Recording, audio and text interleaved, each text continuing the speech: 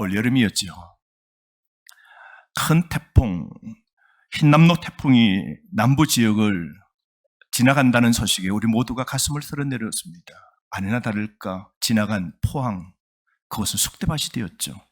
그래서 사상자가 생기고 수많은 피해가 있고 엄청난 손해를 남기고 흰남노 태풍은 사라졌습니다. 그때 기상청은 과학적이고 객관적인 예보를 전달했죠. 그래서 잘 대비하라고 했습니다. 대비했지만 폭풍이 지나간 그 길, 정말 정확하게 예측할 수도 없었지만 설고 간 그 길, 우리의 대비로는 부족했습니다. 그래서 어떤 사람은 자식을 잃고 어떤 사람은 어머니와 남편을 잃어버린 안타까운 일들이 있었죠. 요즘 보면 날씨에 관한 이 예측하는 일기예보가 100% 정확하지 않음을 우리는 종종 경험합니다. 여러분은 그런 적 없습니까? 약속을 했는데 비가 안 온다 그랬어요. 근데 눈이 왔어요. 학수고대하고 행사를 다 준비했습니다. 그런데 날씨 때문에 엉망이 되어버린 그런 경험은 없습니까? 가만히 생각해 보면 우리 삶의 일기예보뿐만 아니라 우리 인생에도 예기치 않게 폭풍이 찾아옴을 우리는 보게 됩니다. 그래서 어떤 사람은 어떤 고통이든 그리스도인들도 폭풍을 경험한다는 것이죠. 예수 안 믿는 사람만 인생에 폭풍과 힘듦과 고난이 있는 것이 아니라 예수 믿는 크리스찬에게도 이 폭풍이 있다는 사실이죠. 오늘도 이 고난과 폭풍 안고 여러분 오늘 이 예배를 드리는 성도들이 있습니까? 누구든지 이 고난, 폭풍, 나쁜 일기예보를 우리 인생에서 다 비켜갈 수는 없는 것이죠. 그래서 성경은 폭풍, 고난에 대해서 이렇게 말합니다. 욥기 5장 7절 말씀에 인간이 고난을 타고 태어나는 것은 불티가 위로 나는 것과 같은 이치이다. 성경은 인생에 세 종류의 폭풍이 있다고 말씀하고 있습니다. 첫 번째로 우리가 우리 자신에게 가져오는 폭풍입니다. 내가 잘못해서 일으킨 폭풍이죠. 삼손 보십시오. 들날을 통하여 자기가 만든 폭풍입니다. 나시린의 그 법을 어겼습니다. 그래서 눈이 뽑히고 그리고 노예로 끌려가 그 인생이 마지막 죽음으로 끝난 이 인생의 폭풍은 자신이 만든 폭풍이었습니다. 두 번째 또 다른 폭풍이 있다면 하나님께서 만든 폭풍이 있습니다. 욥 보십시오. 멀쩡한데 갑자기 병을 얻게 됩니다. 재산이 다 날아갑니다. 자녀 10명이 다 죽게 됩니다. 지상에서 일어난 일을 아무도 알지 못하지만 천상의 그 테이블에 하나님과 마귀가 등장하는 욥기 1장의 그 장면을 보신다면 지상에 일어나는 모든 일들은 천상에서 결정되는 것이죠. 하나님이 욥에게 주신 폭풍입니다. 마지막으로 또 다른 폭풍이 있다면 그것은 다른 사람들이 일으키는 폭풍입니다. 바울과 실라가 복음 전하러 빌립보로 갔습니다. 그런데 그 빌립보에 나쁜 사람들이 바울과 실라를 두들겨 팹니다. 그러고는 깊은 깜깜한 그 지하 감옥에 집어넣습니다. 바울은 빌립보 사람들을 통하여 인생의 고난을 맞이하게 된 것이죠. 바울과 실라가 지하 감옥에서 던져짐을 당한 이 폭풍은 다른 사람이 일으키는 폭풍이죠. 그래서 여러분, 오늘 세 가지 우리가 우리 자신에게 가져오는 폭풍, 하나님께서 일으키시는 폭풍, 다른 사람들이 일으키는 폭풍. 자, 이 세 가지 가운데 어느 폭풍이 가장 힘드십니까? 마지막 폭풍은 특히 우리가 받아들이기 어렵죠. 내가 일으킨 폭풍, 내 탓이다. 우리가 받아들일 수 있습니다. 하나님이 주신 폭풍, 어떻게 하겠습니까? 다른 사람이 일으킨 폭풍, 이게 힘들죠. 집안이 다 평안합니다. 내 자식이 일으킨 폭풍 때문에 집안이 힘들어요. 다 자식도 평안해요. 다 잘 돼요. 남편이 일으킨 폭풍, 아내가 일으킨 폭풍 때문에 내가 힘든 거죠. 그래서 남이 내 인생에 일으키는 시련과 고통, 참 견디기 어렵지 않습니까? 나를 괴롭히는 다른 사람 때문에 때론 우리 인생에서 죽을 맛을 우리는 보게 됩니다. 자, 그렇다면 우리는 이러한 위기를 어떻게 대처할 수 있을까요? 우리가 위기 속에서 어떻게 침착함을 유지하고 자신감과 용기를 유지하면서 이 고난의 문제, 지금 여러분의 그 문제를 해결할 수 있을까요? 우리는 오늘 말씀에서 위기를 다루는 이야기를 한번 살펴볼 것인데요. 그것은 바울이 로마로 배를 타고 여행하는 이야기입니다. 오늘 바울은 복음 때문에 제수가 되고 제수의 몸으로 로마로 호송하게 됩니다. 그리고 배를 타야 될 지금 상황입니다. 이제 배를 타고 지중해를 건너가야 됩니다. 그런데 항해의 계절은 지났습니다. 여러분, 우리도 동해 바다가 보면 배 타기 좋은 계절이 있죠. 피해야 될 계절은 우리 상식적으로 합니다. 언제입니까? 겨울입니다. 겨울 폭풍은 피해야죠. 자, 그런데 바울과 일행이 탄 배가 출항하려는 그 날이 언제입니까? 9절 말씀 보십시오. 여러 날이 걸려 금식하는 절기가 이미 지났으므로 항해하기가 위태로운지라 그랬습니다. 언제라고요? 이 어떤 절기라고요? 금식하는 절기라고 그랬어요. 이스라엘 백성들이 금식하는 절기라고 하면 다 압니다. 그것은 속죄일입니다. 1년에 딱 한 번 7월 10일 날 하나님 앞에 모든 백성이 1년 동안 지은 죄를 하나님 앞에 회개합니다. 그때 금식하죠. 근데 종교력으로 7월 10일이지만 오늘날 태양력으로 말하면 10월과 11월 달입니다. 자, 9월 말부터 시작해서 10월 초가 이제 되면 항해하기 가장 힘든 시기입니다. 바로 이때입니다. 이때 지금 배를 타야 될지 말아야 될지. 그래서 일반적으로 지중해는 이때부터 시작해서 특별히 11월부터 3월까지 수일 동안 계속되는 여러 개의 태풍이 지중해 바다에서 막 일어납니다. 그래서 9월 달부터 서서히 시작해서 겨울이 끝나는 3월까지는 항해를 거의 중단합니다. 수많은 태풍들이 일어나기 때문이죠. 그래서 바울은 지금 배가 출항하면 안 된다고 분명하게 사람들에게 말합니다. 10절 말씀 한번 읽어보실까요? 10절 시작. 말하되 여러분이여 내가 보니 이번 항해가 화물과 배만 아니라 우리 생명에도 타격과 많은 손해를 끼치리라 라고 말합니다. 바울이 사람들에게 뭐라고 그럽니까? 여러분 내가 보니 그럽니다. 내가 봤다는 겁니다. 이게 뭘까요? 통찰력이죠. 바울은 곧 있을 일들을 예견합니다. 예측합니다. 예지합니다. 그리고 예언합니다. 내가 딱 보니까, 내가 통찰력으로 보니까 하나님이 주신 통찰력이죠. 지금 배가 우리 다 타고 가면 틀림없이 이 배는 깨진다. 그리고 우리는 죽을 고생을 하게 된다. 남이 보지 못한 미래를 본 겁니다. 우리가 신앙을 살다 보면 하나님이 이런 통찰력을 주세요. 기도하면요, 이 사건, 이 일이 어떻게 될는지 하나님이 알게 하십니다, 여러분. 오늘 우리 시대에 꼭 필요한 것이 무엇일까요? 분별력입니다. 바울은 분별력 있는 사람이었다는 것을 알려주고 있는 것이죠. 마찬가지로 여러분, 우리 가정과 오늘 이 시대 교회가 더욱 필요로 하는 것은 역경 속에서의 영적 분별력, 의사결정에서의 분별력, 폭풍우 속에서의 분별력입니다. 그러므로 여러분, 볼 줄 아는 영적 눈을 가진 사람이 이 시대에 필요합니다. 가정에도 이런 남편, 이런 아내 하나 있으면 얼마나 좋겠어요. 교회도 이런 성도, 이런 목회자, 이 시대에 이런 사람이 있으면 얼마나 좋겠어요. 미래를 봅니다. 예측합니다. 하나님이 주신 통찰력이 있어요. 지혜죠. 이 통찰력은 성령님으로부터 온 것입니다. 그래서 사람들에게 배가 출항하면 안 된다 하고 당부합니다. 일하지 말라고 당부합니다. 그런데 백부장과 그러니까 100명의 로마의 군사를 거느리는 장교입니다. 100명의 군사를 거느리는 사람은 백부장, 1000명의 군사를 거느리는 사람을 천부장이라고 그러죠. 100명의 이 제수들을 끌고 갈 때 제수들을 지켜야 되죠.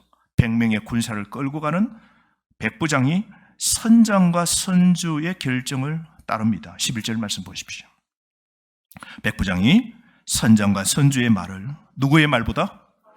바울의 말보다 더 믿었더라. 한마디로 바울의 올바른 분별력을 무시하고 일을 처리하겠다고 선장과 선주의 말을 듣고 따르는 것이죠. 자, 그 결과가 어떻게 되었을까요? 자, 13절 말씀 보십시오. 눈으로 한번 보세요. 13절. 자, 바울은 가면 안 된다 그럽니다. 그런데 백부장은 뱃사람 선장과 선주가 더 경험이 있고 노하우가 있고 인생의 나이도 많고 그래서 따르는 것이죠. 근데 13절 말씀 보면 처음에는 순풍이 붑니다. 일이 잘 돼요. 바람이 붑니다. 잘 갑니다. 그럴 때 뭐라 그랬을까요? 백부장이 아마 바울을 이렇게 끌어봤을 거예요. 너 좀 전에 했던 말 다 틀린 거야. 봐, 얼마나 잘 돼. 술술 풀려. 일이 잘 돼. 라고 말했을 겁니다. 만사형통이죠. 이게 범사 축복이죠. 근데 결정이 현명한 것처럼 보입니다. 순풍이 다 붑니다. 배가 얼음 위에 미끄러져 가듯 쫙 됩니다. 우리는 그런 경우 없습니까? 남이 이 사업 하지 마라 그랬어요. 근데 어떤 사람은 이 사업을 하면 된다 그랬어요. 그런데 어떤 사람 말을 듣고 그 일을 했는데 일이 잘 돼요. 처음에는 너무 잘 돼요. 하지 말라는 그 사람, 그 말이 쓸데없는 말이었다는 걸 깨달을 정도로 일이 너무너무 잘 돼요. 만사형통이에요. 범사가 그냥 너무너무 잘 되는 거예요. 근데 결론은 중간에 가다 몇 개월 지나 어떻게 됩니까? 1년, 2년 지나 어떻게요? 망하는 걸 경험할 때 어떤 생각이 들까요? 자, 여기도 뜻밖의 문제를 만나게 됩니다. 14절 말씀 보십시오. 얼마 지나지 않아서 갑자기입니다. 갑자기 바다의 날씨가 변하더니 유라쿨로라는 광풍입니다. 흰남노 태풍 버금가는 유라쿨로라는 엄청난 광풍이 휘몰아치면 파도가 어떻게 되겠어요? 바다 물결이 파도로 변하여 막 치게 되겠죠.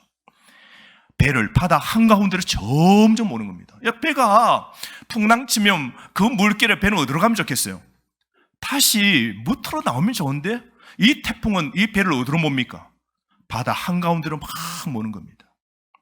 그래서 15절 말씀 보십시오. 선원들은 안간 힘을 썼지만 자신들의 힘으로는 어쩔 수 없음을 알게 되자 아예 포기해버린 채 바람이 부는 대로 배도 다 맡겨둡니다. 그래서 그들은 너무나 격렬하고 강대한 이 거대한 폭풍을 맞아서 2주 동안 죽을 고생을 합니다.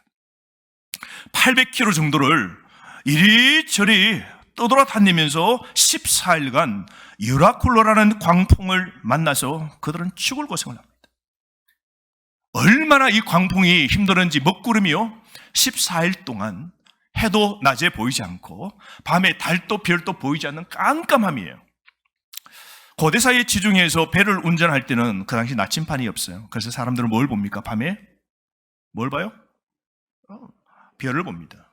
그 별을 보고 방향을 측정합니다. 낮에는요 해가 뜨는 지역이어야 돼요. 온 수평선이에요. 그런데 해가 딱 뜰 때 동쪽이구나 알죠. 낮과 지는 서쪽을 알게 됩니다. 그래서 항해의 방향을 결정합니다. 그런데 문제는 태양도 달도 별도 보이지 않는 칠흑 같은 어두움입니다. 지금 어디에 있는지도 모릅니다. 길을 잃으면 여러분 당황스럽죠. 두려움이 엄습해 옵니다. 이렇게 현명하지 못한 어리석은 선택을 함으로써 자신의 삶의 폭풍우를 일으켰던 결과로 그들은 어떻게 했습니까? 여러분 대부분의 사람들은 고난과 위기를 계속 겪게 되면 오늘 이런 선원들이 한 것과 같은 3가지 일을 겪게 되는데요. 그 3가지가 무엇일까요? 첫 번째는 흔들립니다. 여러분 인생에 우리가 고난을 만나면 어려운 일을 만나면 흔들립니다. 15절 말씀 한번 읽어볼까요? 시작. 바람을 맞추어 갈 수 없어 다른 데로 두고 쫓겨 가다가 자, 배가 바람에 막 이길낼 수 없는 거죠. 그래서 바람에 맞추어 가고 싶은 대로 갈 수 없어 어떻게 합니까? 가는 대로 둡니다. 배가 흔들리는 대로 그냥 가는 것이죠. 여러분 폭풍은 우리 인생에 다가오는 고난은 우리 삶을 이리저리 흔들리며 움직이게 만듭니다. 그래서 목표를 잃어버려요. 다 사업에도 꿈이 있었어요. 결혼할 때 가정에 부부의 꿈이 있었어요. 우리 젊은이들 오늘 내일에 관한 직장 어느 직장에 또 어떤 사람 만나야 살아가야 될지 분명한 목표가 있었어요. 근데 예기치 않게 질병이 왔어요. 예기치 않게 가정이 망했어요. 예기치 않게 남편을 잃었어요. 아내를 잃었어요. 그렇다면 우리는 흔들리죠. 목표를 잃어버리고 점점 밀려납니다. 방향을 잃고 이리저리 헤맵니다.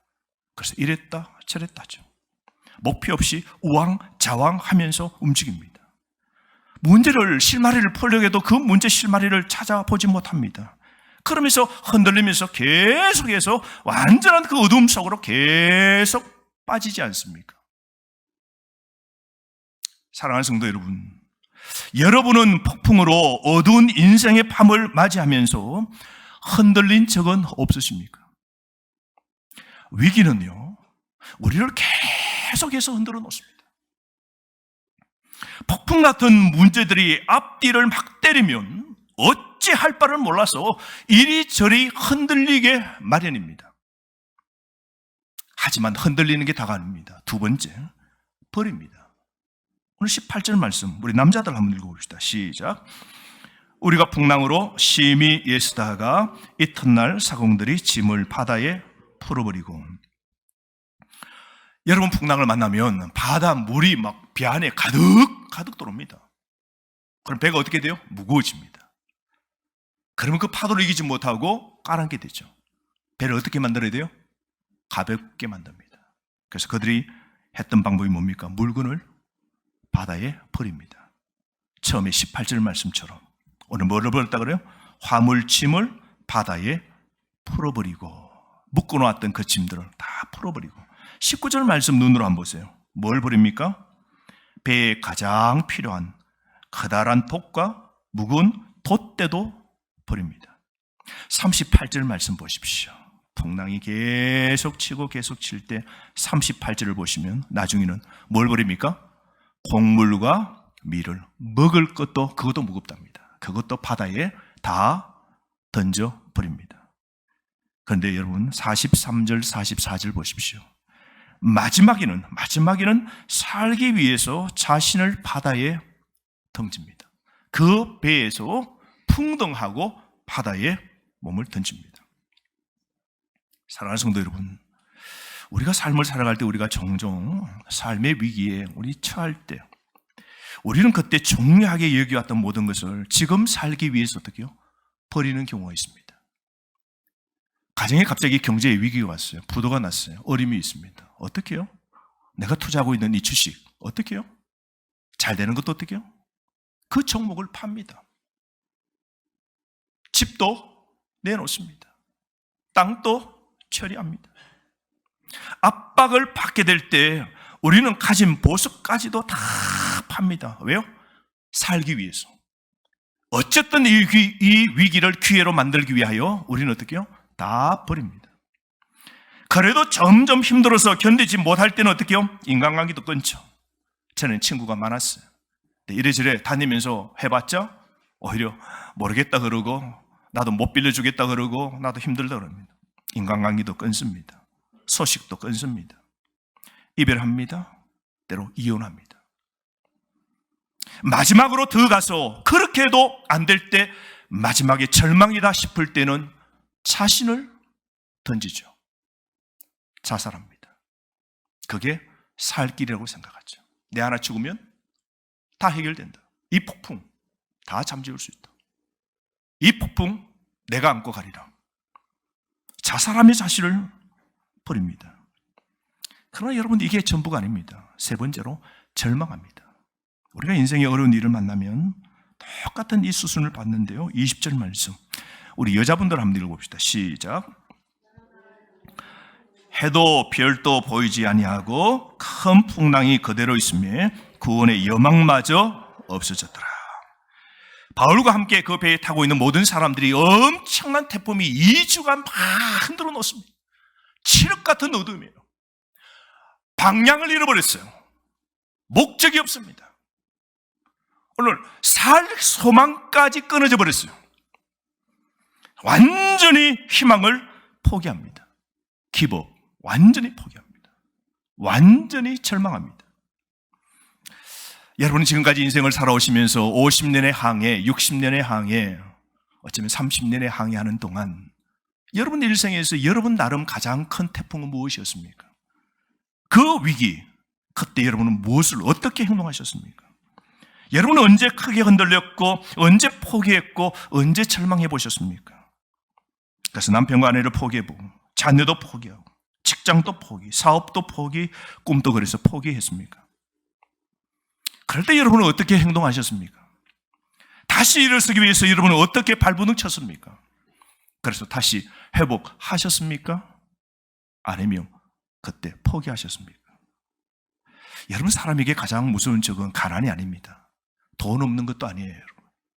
오히려 삶의 희망을 갖지 못하고 절망 가운데 빠져드는 것일 겁니다. 오늘 보십시오. 이 바울과 배를 탄 일행 모두는 사나운 폭풍에 휘말렸습니다. 바다 한복판에서 그래서 모든 것을 포기했습니다. 그런데 가만히 보면 이 스토리가 여기서 끝나는 것이 아닙니다. 그래서 바울과 그 일행들은 바다의 풍랑 유라굴라라는 큰 태풍을 만나서 생고생하며 그들은 살 소망마저 끊어버렸더라 라고 이야기가 끝나지 않습니다. 그 이야기가 이어지는데요, 27절입니다.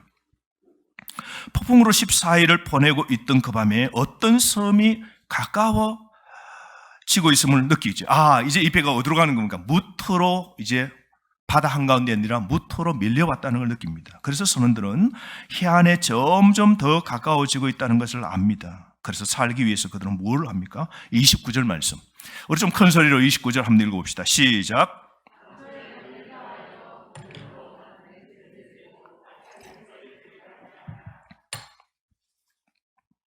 여러분, 깊은 바다에 있을 때는 배가 파도 외에는 부서질 이유가 없죠. 배가 떠 있기만 하면 됩니다. 그런데 무토로 가까이 갈 때는 무엇이 바다 속에 숨겨져 있습니까? 암초입니다. 큰 바위 돌이 이렇게 물결 바로 위에 있는 거 모르고 이 배가 거기에 부딪히면 배 밑창이 깨어져 물이 들어오면 끝입니다. 그래서 무토로 나올 때 가장 위험한 건 암초죠. 그래서 이 사람들은 자꾸 배가 흔들려 무토로 가니까 큰일 났다 싶어서 어떻게 합니까? 고물로 닷 몇 개를 내립니까? 닷 4개를 내립니다. 고물은 여러분 배 뒷골입니다. 그러니까 배가 휘말려 무토로 가는데 더 이상 가지 않도록 그 앵커를 뱃머리 뒤쪽에 몇 개를 내립니까? 1개도 안 돼요. 왜? 지금 물결이 너무 심하게 치거든요. 이렇게 지나가더니 속력 붙여서 그대로 가다가는 암초에 부딪히니까 2개도 안 돼요. 몇 개를 내립니까? 다 4개를 내리게 됩니다. 그래서 배가 움직이지 않도록, 암초에 걸려 부딪히지 않도록 하는 것이죠.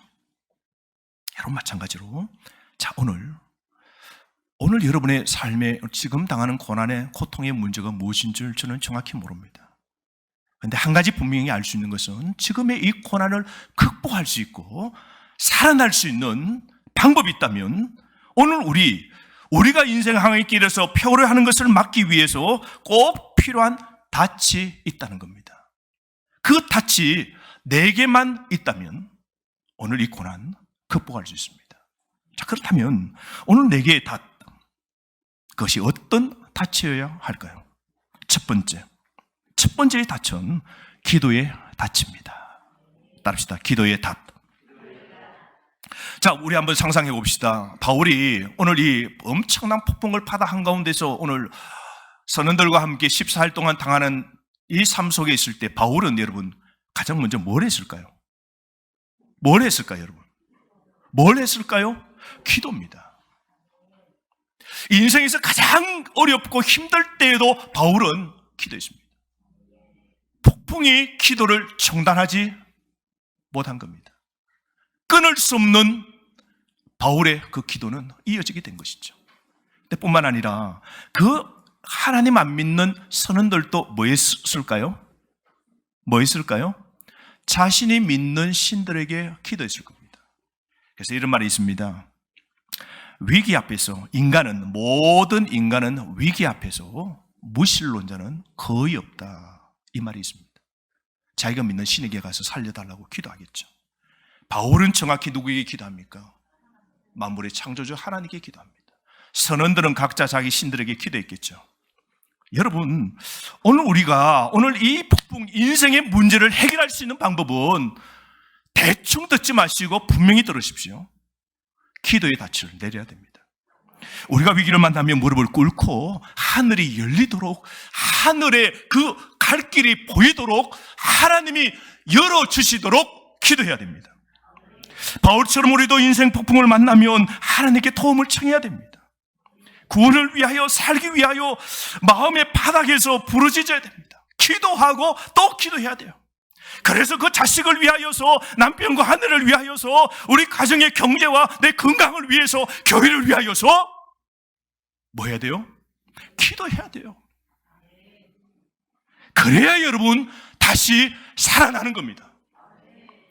먼저 그래서 우리는 회개부터 하셔야 돼요. 모든 죄에 대한 용서를 하나님께 구하고 다시는 내가 죄를 짓지 않겠노라고. 어쩌면 이 폭풍이 내가 만든, 내가 일으킨 폭풍일 수가 있어요. 기도하다 보면 하나님이 알려주십니다. 이 폭풍은 너를 위하여 내가 준 폭풍이다 말씀할 수도 있을 거예요. 어떤 폭풍은 내가 일으킨 폭풍도 아니요, 하나님의 폭풍도 아니요, 남이 일으키는 폭풍이었어요. 문제는 자식이었어요. 문제는 남편입니다. 아내입니다. 문제는 저 사람들입니다. 내 친구입니다. 그렇다면 우리는 기도할 때 하나님이 이 폭풍이 무엇인지 알려줍니다. 오늘 여러분의 삶에 위기가 있고 어려움이 있을 때 왜 기도 안 하십니까? 무엇 따지고 기도를 포기하시고 주저하십니까? 기도가 형식입니까? 기도가 중직자만 하는 겁니까? 여러분의 삶의 문제를 두고 살 수 있는 방법은 아래로 내려가서 하나님께 기도하셔야 됩니다. 기도가 하나님의 귀에 들릴 수 있게 여러분 기도하셔야 됩니다. 하나님께 부르짖으며 구원해 주시기를 간구하십시오. 지금 당장 우리도 온 마음을 다해 기도하면 닻이 내려지게 됩니다. 그래서 점점 흔들리지 않는 안정감을 하나님이 주시는 겁니다. 약속합시다. 오늘부터 기도합시다. 내일부터 특별 새벽 기도를 합시다. 하나님과 대화해야 됩니다. 하나님께 여러분의 감정을 쏟아 놓으셔야 돼요. 지금의 문제를 말씀하십시오. 하나님을 더욱 두려워하십시오. 그리고 하나님을 신뢰하십시오. 그래야 오늘 이 폭풍 이겨낼 수 있는 겁니다. 두 번째로, 흔들리는 내 가정, 내 인생을 오늘 이 폭풍을 잠재울 수 있는 방법은, 부서지지 아니하려면 두 번째로 내려야 될 닻은, 따릅시다, 하나님의 말씀입니다. 여러분, 이 세상에서 우리가 확신할 수 있는 유일한 것은 진리신 하나님의 말씀입니다. 믿으시면 아멘. 말씀은 우리를 쓸 수 있게 하는 반석입니다. 결코 깨트릴 수 없는 반석 닷, 그것이 하나님의 말씀입니다. 여러분, 하나님의 말씀은 망치와 같습니다. 그래서 우리 삶에 맡고 있던 큰 위기의 바위도 말씀만이 깨트립니다. 하나님의 말씀은 우리 인생의 등불입니다. 하나님의 말씀은 폭풍 한가운데 있는 등대와 같습니다. 그래서 여러분, 인생의 폭풍우가 삶을 부수고, 여러분들을 부수고, 자녀를 부수고, 가정의 배를 부수고, 교회를 부술 때마다 여러분들을 매우 무서운 곳으로 데리고 갈 때에 뭘 하셔야 돼요? 말씀의 닻을 내리셔야 됩니다. 우리가 하나님 말씀이 진리가 아니라면 우리는 다 흔들립니다. 이 사람 말이 진리 같아요. 저 사람이 말한 대로 해야 될 것 같아요. 진리는 하나님의 말씀입니다. 나를 흔들리지 않게 하시는 것, 불변하는 주님의 말씀입니다. 오늘 이 바울 보십시오. 처음에는 폭풍에 쫄았어요, 여러분. 바울도 두려워했습니다. 너무너무 두려운 거지. 이 폭풍에 뭐 바울이라고 안 두려워하겠어요. 그런데 이 폭풍을 겪으면서도 바울이 담대할 수 있었던 것은 하나님 말씀을 들었기 때문이라고 그러죠. 22절 말씀.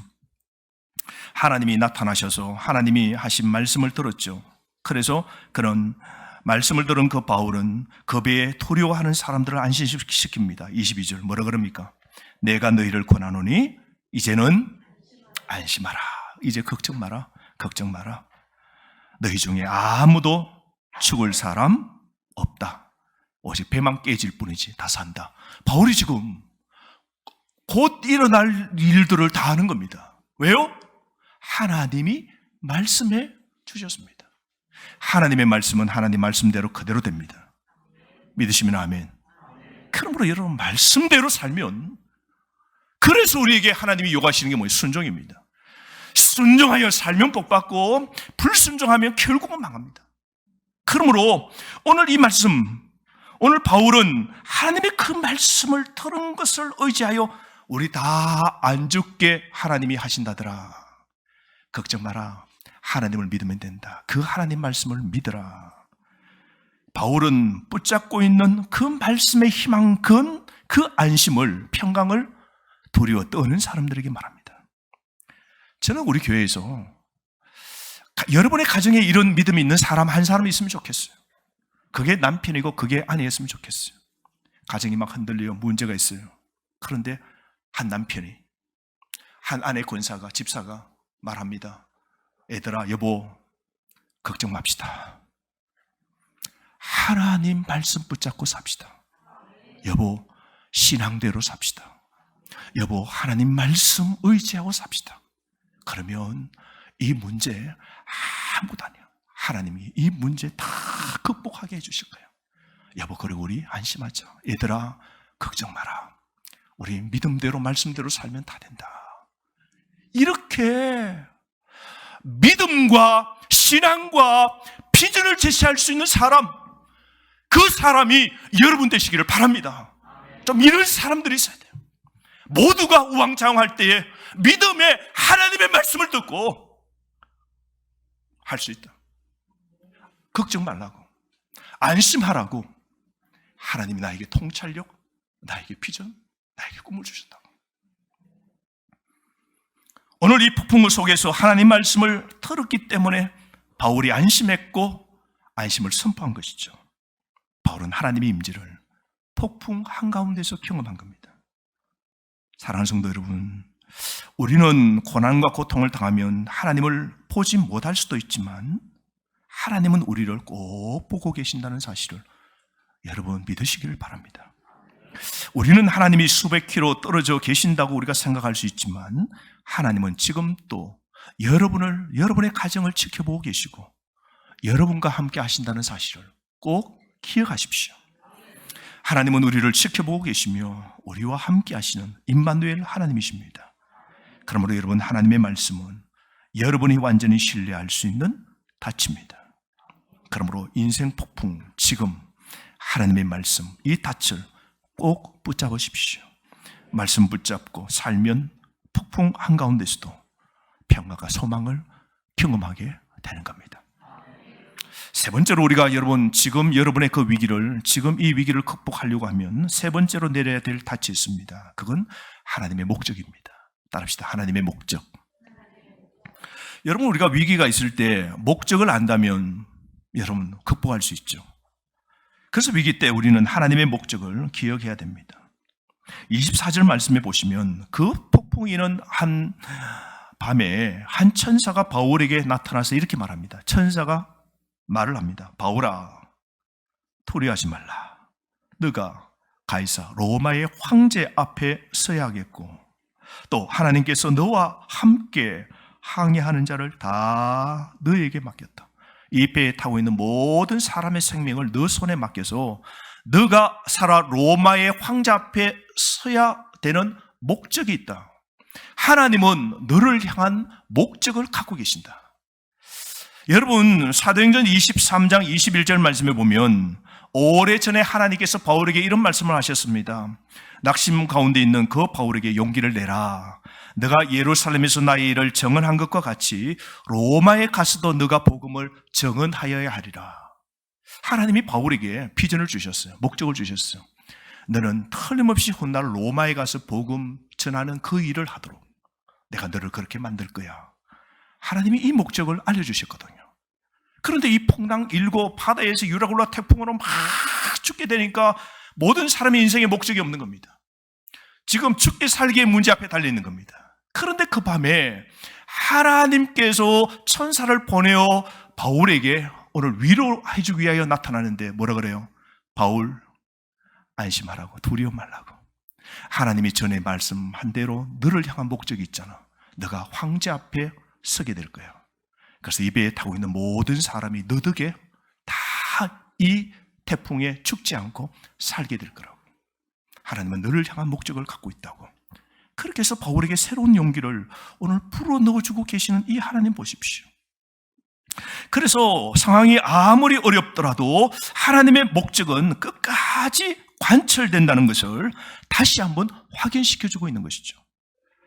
여러분, 우리가 신앙의 삶을 살아갈 때 꼭 기억해야 될 게 있는데요. 여러분이 지금 겪는 일시적인 이 폭풍보다도 더 큰 삶의 목적과 비전을 하나님이 여러분들을 위해 가지고 계신다는 것을 여러분 잊지 말아야 됩니다. 한번 생각해 보십시오. 우리 가운데 우연하게 태어난 사람 아무도 없습니다. 내가 태어난 것, 내 자녀가 태어난 것, 누구의 목적에 따라 그때 태어난 겁니까? 지금 살고 있는 것도 하나님의 목적이 있어 지금 살고 있는 것이죠. 그러므로 여러분, 단지 우리가 공간을 차지하기 위해 이 지구상에 우리가 있는 것 아닙니다. 또 우리는 단지 산소를 소비하기 위해서 여기에 지금 살아있는 것도 아닙니다. 우리가 분명히 깨달아야 되는 것은 폭풍이 올 수도 있고 이 폭풍이 사라질 수도 있지만 하나님은 여러분의 남편, 여러분의 아내, 여러분의 자녀를 향하여 우리 교회를 향한 하나님이 목적을 갖고 계심을 여러분 믿으시기를 바랍니다. 하나님의 목적은 여러분이 경험하게 될 어떤 상황보다도 큽니다. 그래서 하나님은 여러분이 지금 직면하고 있는 문제들 넘어 여러분을 향한 놀라운 계획을 갖고 계심을 꼭 기억하며 살아가시기를 바랍니다. 그래야 이 폭풍을 우리가 이겨낼 수 있는 거예요. 네 번째로, 마지막으로 우리가 내려야 될 닻은 하나님의 뜻을 받아들이는 겁니다. 하나님의 뜻, 이 폭풍 속에서도 하나님의 뜻이 있는 겁니다. 그러므로 여러분, 우리가 고난 가운데 하나님의 뜻을 받아들여야 돼요. 바울에게 하나님은 당신의 뜻을 알립니다. 25절, 26절 말씀 보십시오. 그죠? 그러므로 여러분이 안심하라. 나는 내게 말씀하신 그대로 되리라고 하나님을 믿노라. 그 하나님의 뜻을 바울은 사람들에게 오늘 전하는 거 보십시오. 여러분, 오늘 또 우리가 폭풍 속에서도 당황하지 말고 우리 삶과 미래는 누구 손에 달려있음을 믿어야 됩니까? 하나님 손에 내 미래가 달려있음을 믿으시면 크게 아멘. 그래서 우리 다 뜻이 있습니다. 이 폭풍에도 뜻이 있어요. 이 고난에도 뜻이 있는 겁니다. 그러므로 여러분, 우리가 시험에서 떨어지고 직장과 물질도 잃고 그리고 병도 얻게 되고 심지어 가족도 우리가 죽음으로 잃을 수 있기에 우리는 우리 미래를 다 알 수 없습니다. 하지만 우리가 분명히 반드시 우리가 아는 것 하나가 있다면 누가 우리의 미래를 지고 계시는지 우리는 다 압니다. 누구입니까? 오늘 우리 가정을 지고 계시는 분 누구십니까? 내 인생을 지고 계시는 분 누구세요? 내 미래를 지고 계시는 분, 그분이 바로 나의 하나님이심을 우리는 확실히 합니다. 그래서 로마서 8장 28절처럼 우리는 하나님의 뜻을 따라 부르심을 받은 자이기에 모든 이 폭풍들도 합력하여 하나님 뜻, 하나님의 선, 하나님의 의를 이루신다는 것이죠. 그러므로 오늘 이 아침 이 말씀 통하여 우리가 인생의 폭풍을 잘 극복하기 위해서 4개의 닻이 필요하다고 그랬습니다. 그 첫째는 기도입니다. 오늘부터 여러분 기도하시기를 바랍니다. 고난 앞에 기도를 포기하지 말고 기도하십시오. 다시 기도로 일어서는 여러분 되시기를 바랍니다. 두 번째, 하나님의 말씀입니다. 하나님의 말씀을 듣고 설교를 잘 듣고 아멘 아멘 하시기를 바랍니다. 세 번째, 하나님의 목적입니다.